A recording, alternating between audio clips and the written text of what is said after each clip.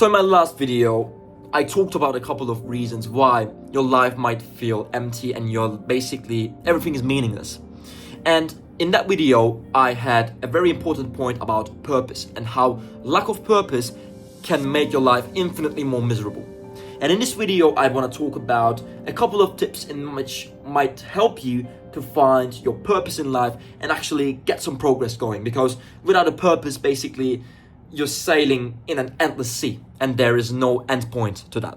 And we don't want that. We don't want to spend our energy for the things that don't count. We want to work towards something that is valuable for us. And in order to do that, we need to find our purpose. A purpose, it doesn't have to be a specific thing. It can be small, it can be big, but there must be something that will guide us towards the point that we want to head in our lives. So the first point that I want to talk about that can help you to accelerate this process of finding your purpose is to try new things. This might seem simple when you first look at it or hear it, but it's not really that simple, because as humans, we are really afraid of change. We don't want things to change around us. We like comfort, we like our zone, we like our house, we like our town. But in order to find something that is valuable for you, you might need to step out of your comfort zone and actually try new things to see what suits you the best or what would you like to be progressing in. And to do this, we need to try new things. But when I talk about this with other people, they often tell me like, oh my guy, I don't know where to start. I don't even know what might I be willing to try.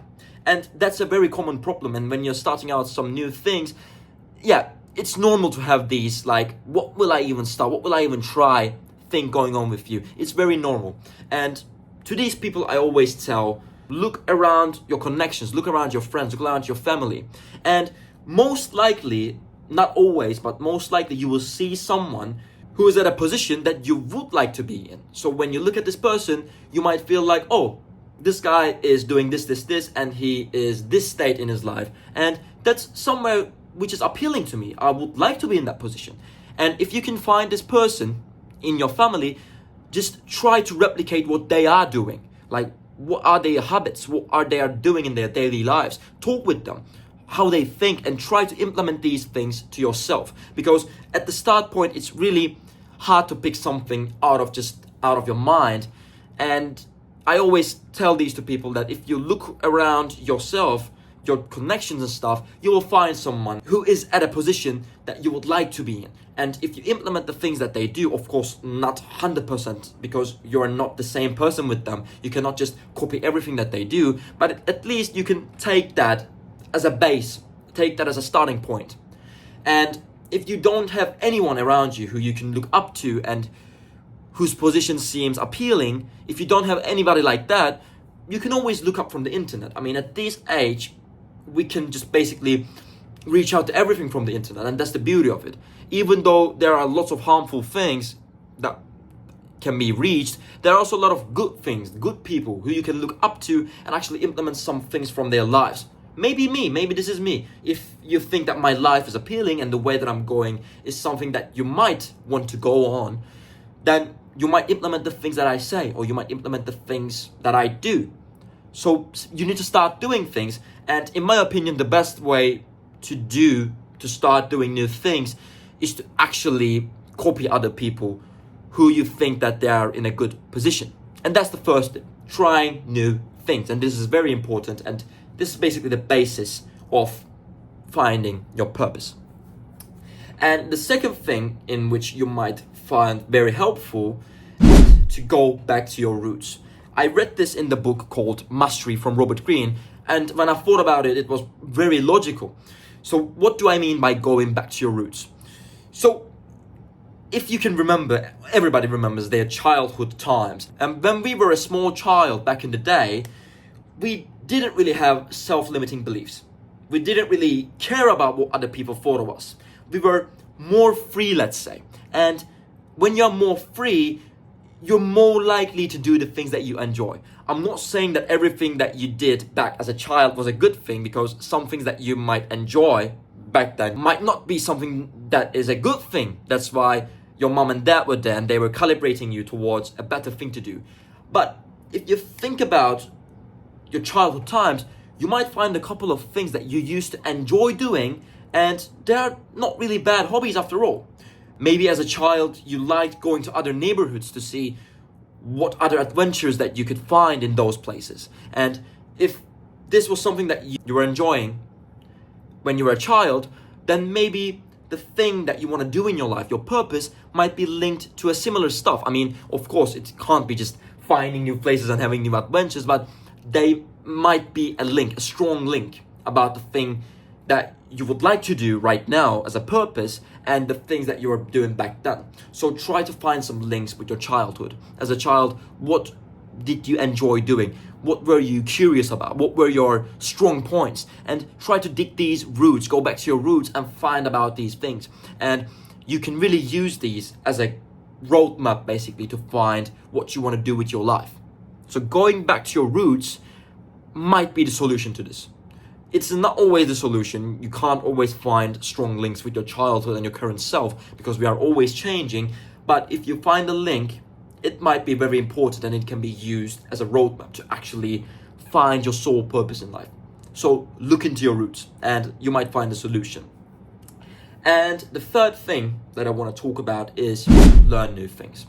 Of course, learning is not as good as doing new stuff. Yes, I always say this. Practice is always better than theory, and theory can only take you to a certain point. But if you lack certain knowledge about certain things, then you can't really find what is appealing to you in life. So increasing your knowledge in life is an important thing, because if you increase your knowledge, you will notice some things will be more suitable for you while others are not. But if you do not have this knowledge, then you come back to the point that we talked in the beginning of this video, in which you will be sailing in an endless sea. Because if you don't have specific knowledge about specific things, then you will probably try some useless stuff that is not suited at all to you, and this will consume your energy and consume your time. If you have more knowledge, you can make better decisions when it comes to choosing your purpose. So expanding your knowledge in general in life will help you to find your purpose, learning new things, talking about some stuff that you don't know. And the last thing that I want to talk about in this video, it's not like a tip to actually find your purpose, but it's a tip to make the process of finding your purpose healthier, let's say. And that never be too strict on yourself when it comes to your purpose. Because as humans, we are changing. Every day, you're a different person. You think about different things compared to yesterday. You talk about different things compared to the things that you were talking about yesterday. And as humans, we are designed to evolve and grow, let's say. So your purpose that you choose today might change in 3 months from now, or might be calibrated according to your life in 6 months from now. It doesn't have to be like, oh, I have chosen this purpose and it will never change throughout my life. It's not like that, because life is not like a straight line. We have talked about this in one of our previous videos. So it's not very possible to just choose one purpose and then go on with that for the rest of your life. So stop thinking like that and don't be too strict on yourself. Your purpose might change, and it's most likely will. That's the healthy way of finding your sole purpose in life. You choose something, then you calibrate on it. You don't just stay on the first thing that you choose to do in your life. It's not like that. So yeah, that's all for this video, and I was really struggling to record this video. I mean, man, I have tried like maybe 10 times, and holy shit, I think this time I got it right. At least 70-80% right. It's not like the perfect video, but at least the ideas are good, and I believe that if you implement these, it will really help you to actually find your purpose and progress in your life. So thank you for listening, and I will catch you on the next one.